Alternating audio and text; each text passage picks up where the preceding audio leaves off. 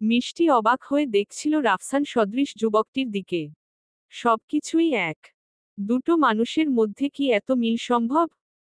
কিন্তু এই লোকটা তো একজন বিদেশি নাগরিক, শারীরিক গঠনও সেই ইঙ্গিত দিচ্ছে। কিন্তু মিষ্টির কেন জানি মনে হচ্ছে এই ইমানুয়েল পলি রাফসান শিকদার। এদিকে মিস্টার লুই এগিয়ে এসে ঘোষণা দিলেন, আপনাদের সবাইকে ধন্যবাদ আজ এখানে উপস্থিত হওয়ার জন্য। যেমনটা আপনারা সবাই জানেন, আজ আমার আদরের বড় মেয়ে এলিজার সাথে ওর বয়ফ্রেন্ড ইমানুয়েল পলের এনগেজমেন্ট। আপনাদের সবাইকে অনেক অনেক ধন্যবাদ এখানে উপস্থিত হয়ে আজকের সুন্দর দিনটিকে আরও বিশেষ করে তোলার জন্য।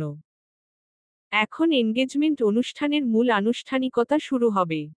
আপনারা সবাই উপভোগ করুন। বলেই তিনি এলিজার মাথায় হাত বুলিয়ে দেন। একই সাথে ইমানুয়েল পলকে উদ্দেশ্য করে বলেন, এবার রিংটা আমার মেয়ের হাতে পরিয়ে দাও।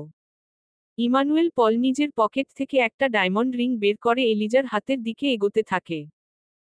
রিংটা পরিয়ে দিতেই যাবে এমন সময় মিষ্টি ছুটে এসে পলকে নিজের দিকে টেনে নেয়। এই ঘটনায় পলসহ উপস্থিত সবাই অবাক হয়ে যায়। ইয়াসিন একটু দূরে দাঁড়িয়ে এই দৃশ্য দেখে হতবাক হয়ে বলে, কি করছেনটা কি মিসেস মিষ্টি? ইমানুয়েল পল মিষ্টির দিকে অবাক চোখে তাকিয়ে বলে, হোয়াট দ্য হেল? মানে কি এসবের?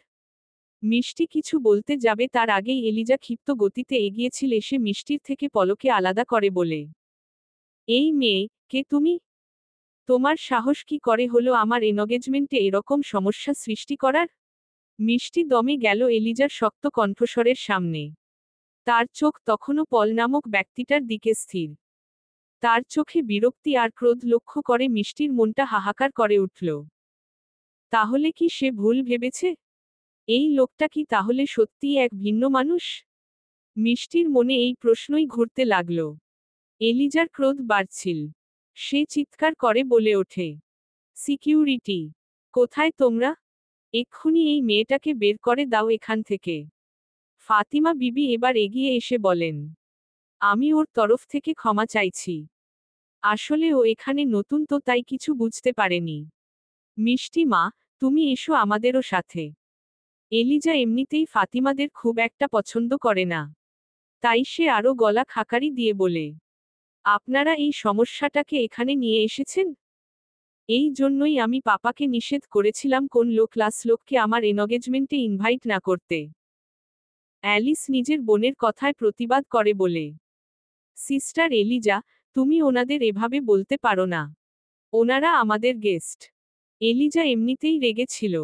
এলিসের কথায় আরও রেগে বলে, guest my foot, they are nothing but poor unculture refugee. ইয়াসিনের ধৈর্যের সীমা পেরিয়ে যায়। সে বলে ওঠে, ব্যাস, অনেক বলে নিয়েছেন আপনারা।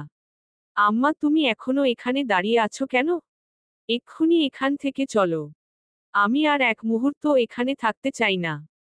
বলেই ইয়াসিন হনহন করে বেরিয়ে যায়।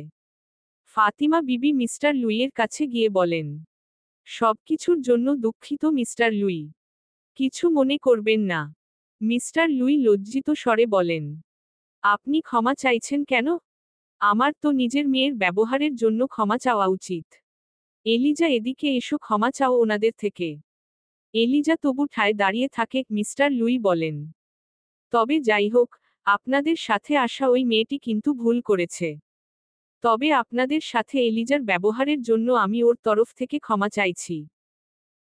ফাতিমা বিবি আর এক মুহূর্ত অপেক্ষা না করে আমিনা ও মিষ্টিকে সাথে নিয়ে বেরিয়ে আসতে থাকে।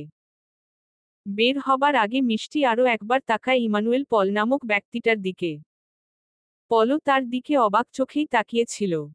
মিষ্টি মনে মনে বলে, এই লোকটা কি সত্যিই ভিন্ন কেউ? কিন্তু আমার মন কেন বলছে যে ইনিই রাফসান শিকদার। মিষ্টি লুই প্যালসের বাইরে এসেই নতস্বরে ফাতিমা বিবির উদ্দেশ্যে বলে, আমি ক্ষমা প্রার্থী। আজ আমার জন্য আপনাদের এত অপমানিত হতে হলো।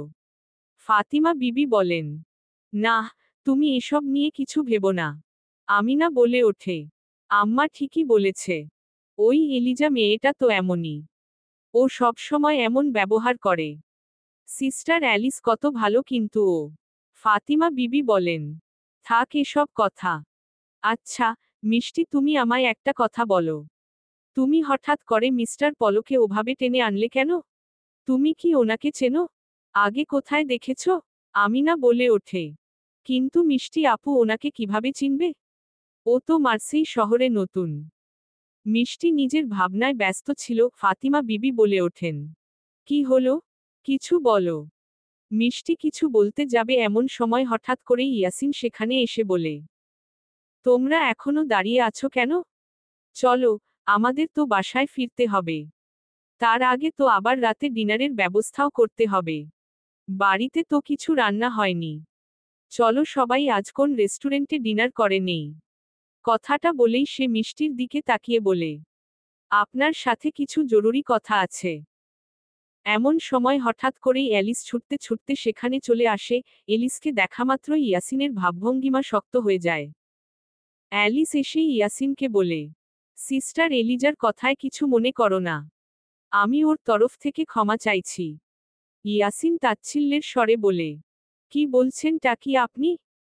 কোথায় আপনি হলেন লুই প্যালসের প্রিন্সেস আর কোথায় আমরা পোর আটকালচার রিফিউজি? আপনার কি আমাদের কাছে ক্ষমা চাওয়া মানায়? অ্যালিস করুণ স্বরে বলে, ইয়াসিন, আমার কথাটা শোন। আমি আর কিছু শুনতে চাই না। মা, আমিনা তোমরা দাঁড়িয়ে রইলে কেন? চলো এক্ষুনি। আর মিষ্টি আপনিও চলুন। সবাই সামনের দিকে পা বাড়াতে লাগল। অ্যালিস সেখানে দাঁড়িয়ে থেকেই একটা দীর্ঘ শ্বাস ফেলল। এলিজা নিজের হাতে জ্বলজ্বল করতে থাকা ডায়মন্ড রিংটা দেখছিল। তার আজ ভীষণ খুশি অনুভূত হচ্ছে। যদিও মাঝখানে কিছু ঘটনার জন্য তার ভীষণ রাগ হচ্ছিল, তবে এখন তার মেজাজটা অনেকটাই ফুরফুরে। ইমানুয়েল পল একটু দূরেই বসে কি যেন ভাবছে। এলিজা পলের পাশে গিয়ে বলে, কি ব্যাপার? কি ভাবছো তুমি? পল বলে ওঠে, ভাবছিলাম ওই মেয়েটার কথা। এলিজা বিরক্ত স্বরে বলে, ওই মেয়েটা? ওই ডার্টি রিফিউজির কথা বাদ দাও। তুমি আমাকে, আমাদের সামনের সম্পর্কটা নিয়ে ভাব। আজ আমাদের এনগেজমেন্ট হলো, খুব শীঘ্রই আমরা বিবাহবন্ধনে আবদ্ধ হব। আমি তো ভাবতেই পারছি না। পল নিজের হাতে জ্বলজ্বল করতে থাকা রিংটার দিকে তাকায়। অতঃপর আবারও মিষ্টির চেহারাটা মনে করে। মিষ্টি মুখ জুড়ে ছিল বিস্ময়, তার চোখে যেন ছিল হাজারো প্রশ্ন।